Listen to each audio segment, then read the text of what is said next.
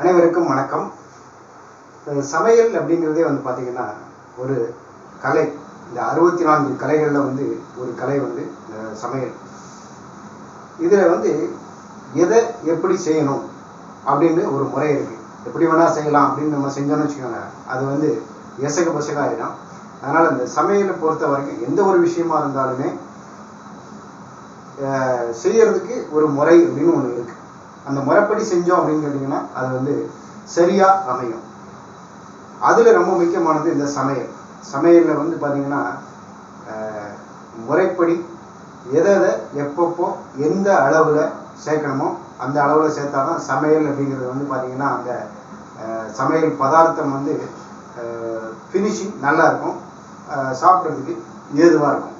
இல்லை அப்படின்னா எப்படி வேணால் செய்யலாம் அப்படின்னு செஞ்சோன்னு வச்சுக்கோங்க, கடைசியில் அது வந்து ஒரு சொதப்பலாகும். இன்றைக்கி வந்து நம்ம அவரைக்காயை வச்சு இந்த மழைக்காலத்துக்கு ஏற்ற மாதிரி ஒரு கூட்டு பண்ணுவோம். அவரைக்காய் கூட்டு.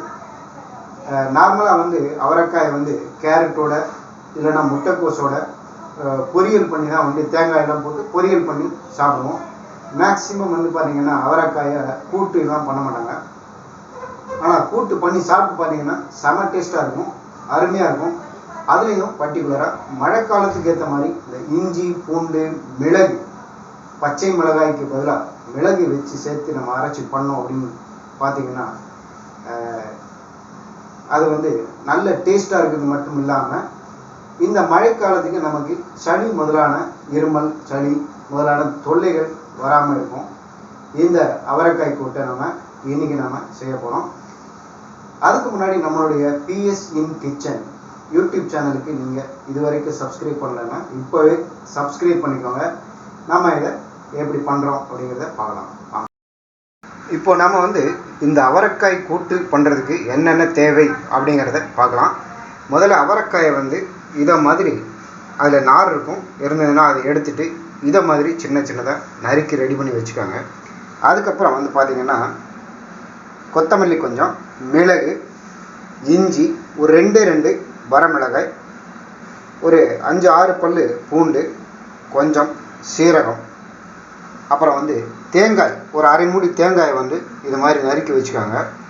அப்புறம் ஒரு வெங்காயம் நறுக்கி வச்சுக்கோங்க. ஒரு பாதி தக்காளி இருந்தால் போதும், இல்லை ஒரு தக்காளி எடுத்து நறுக்கி வச்சுக்கோங்க. அப்புறம் பாசிப்பருப்பு, ஒரு அரை டம்ளர் பாசிப்பருப்பும் கொஞ்சம் வேர்க்கடலையும் ரெடி பண்ணி வச்சுக்கோங்க.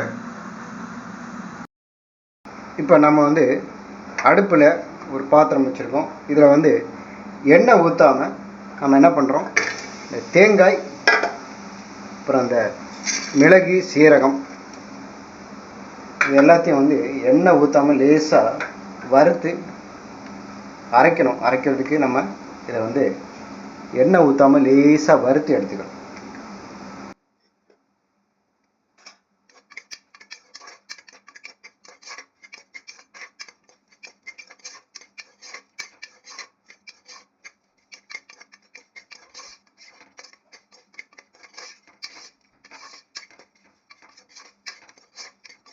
இது வந்து லேசாக ஒரு 5 மினிட்ஸ் நம்ம வந்து வறுத்துட்டு மிக்ஸி ஜாரில் போட்டு நல்ல அரைச்சி ரெடி பண்ணி வச்சுக்கோங்க.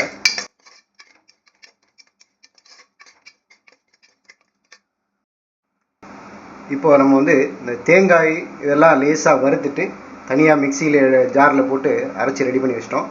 இப்போ திருப்பியும் நம்ம வந்து அந்த குக்கரை வச்சுட்டு அதில் இந்த பாசிப்பருப்பு, வேர்க்கடலையும் நம்ம எடுத்து வச்சுருந்தோம் இல்லையா, அதை வந்து அதில் போட்டு லேசாக வறுக்கணும்.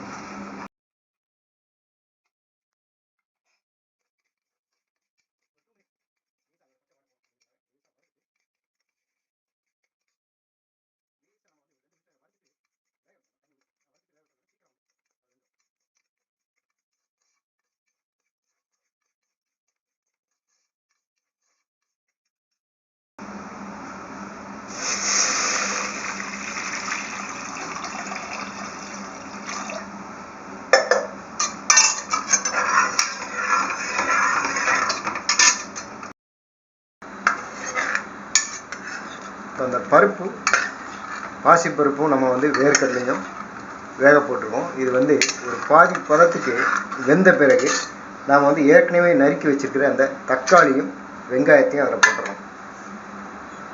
அடுத்ததாக அவரைக்காய், அதில் ஒரு 1/4 ஸ்பூன் அளவுக்கு மஞ்சள் தூள் சேருங்க. அப்புறம் உப்பு எவ்வளோ தேவையான அளவோ அதை வந்து போட்டுடுங்க. உப்பு தேவைக்கு உப்பு போட்டுடுங்க.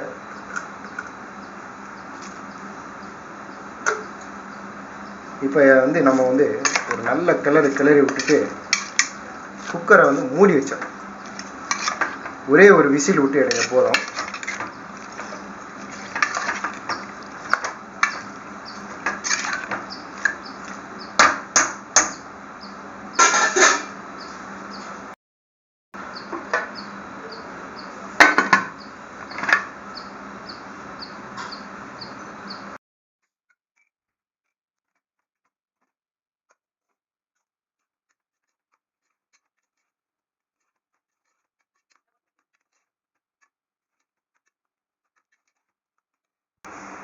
இப்போ இந்த அவரைக்காய், பாசிப்பருப்பு இதெல்லாம் வந்து சூப்பராக வந்துடுச்சு.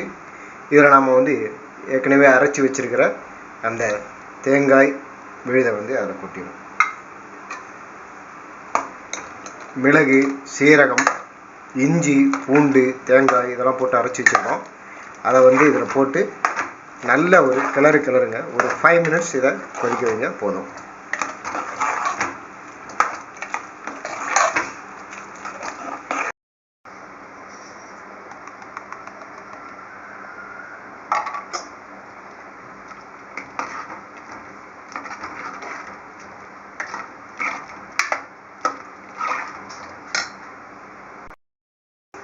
இப்போ கூட்டு ரெடி ஆச்சு. கடைசியாக நம்ம பண்ண வேண்டிய ஒன்று வந்து பார்த்திங்கன்னா தாளிச்சு கொட்டணும்.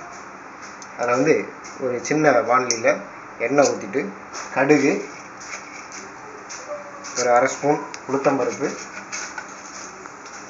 ஒரு 1/2 ஸ்பூன் கடலைப்பருப்பு போட்டு நல்லா சிவக்க அதை வந்து தாளிச்சு கொட்டிடுங்க.